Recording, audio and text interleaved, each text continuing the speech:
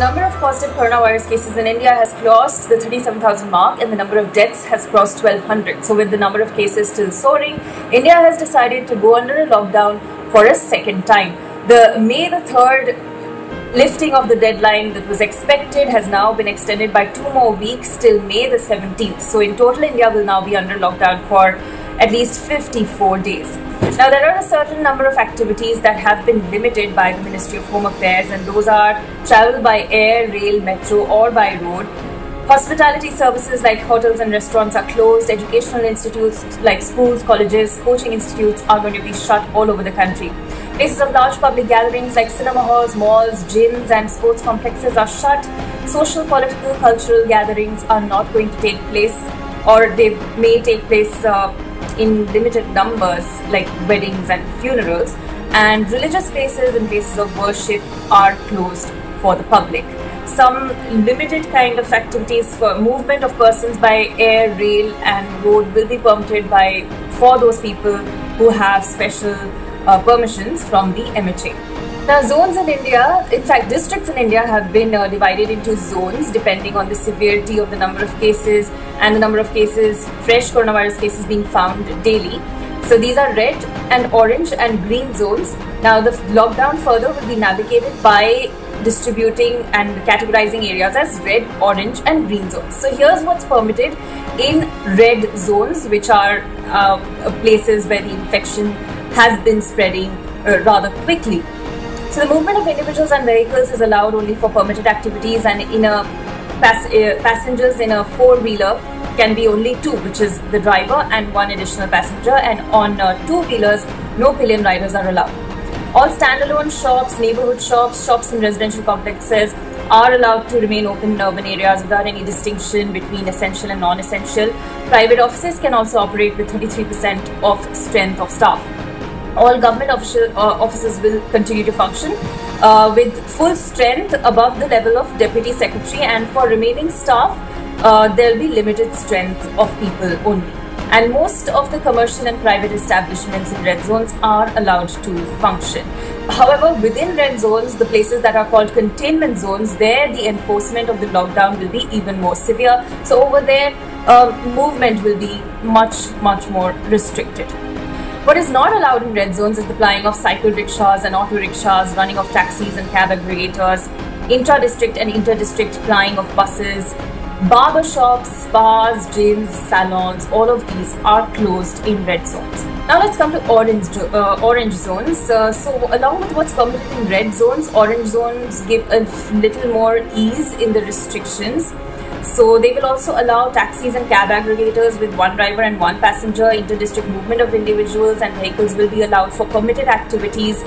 4-wheelers will have maximum 2 passengers besides the driver, and for 2-wheelers, the pillion riding will also be permitted. What's a change this time is that liquor shops will be allowed to open in orange zones and green zones as well. So the liquor shops will have to maintain a minimum of 6 feet of physical distancing between the customers, and no more than 5 people will be allowed at the shop at the same time. And of course, the opening of liquor shops, the decision to open them will be with the state governments.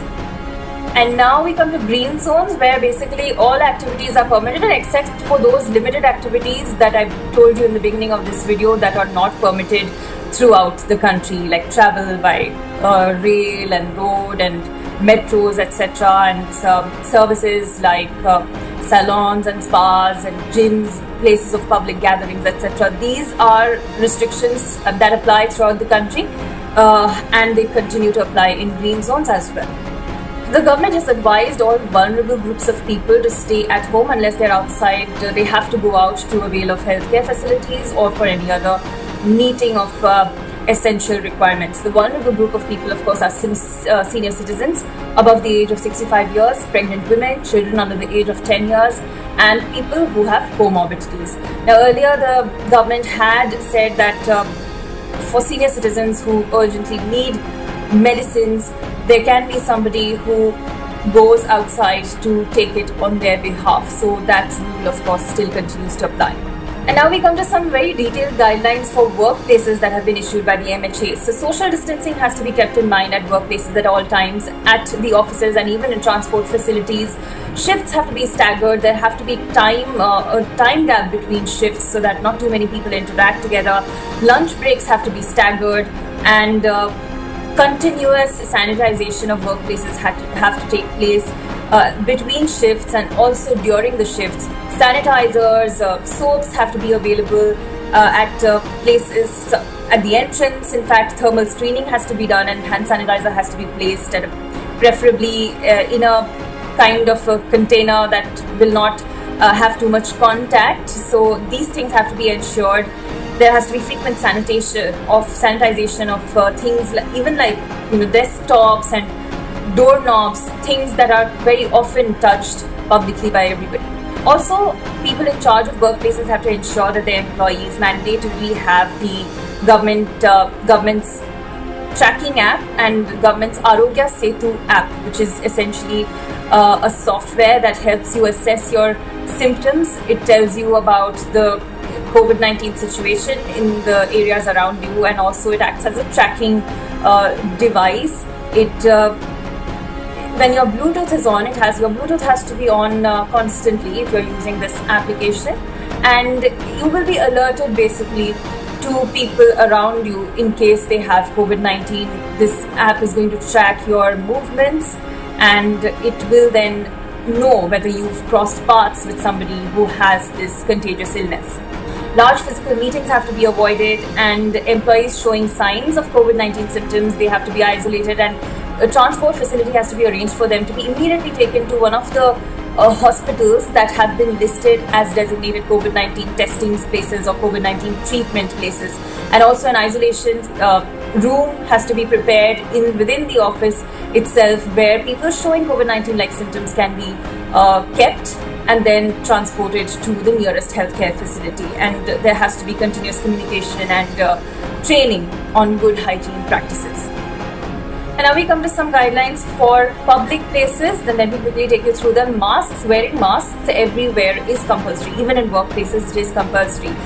People who are in charge of public places have to ensure social distancing norms are in place. People in charge of public transport also have to ensure that social distancing norms are followed.